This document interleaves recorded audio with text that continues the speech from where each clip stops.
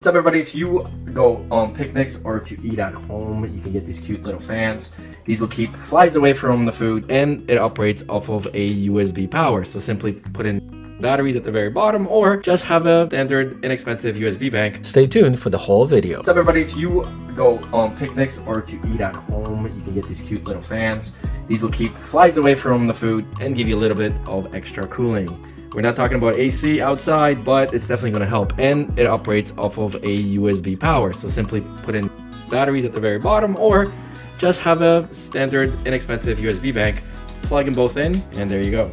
So you get these plastic leaves that snap on. There you go. And then this is all adjustable, so you can control it any way you want. Like this. So it looks like a regular flower. It doesn't spin fast enough to hurt anybody. It's got these nylon fans, and it's ready for like a picnic table, so like flies don't come around, and it creates a little bit of fan. And that's the video. Thank you so much for watching. We'll see you in the next one.